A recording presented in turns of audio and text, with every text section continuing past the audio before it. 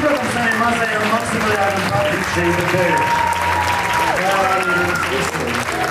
Nu ko, šovakar programma ir beigusies, labdarības pasākums ir veltīts gan mums, gan arī mazajam Maksimiliānam, lai viņš veseļojās un būtu dzīves priecīgs puisis.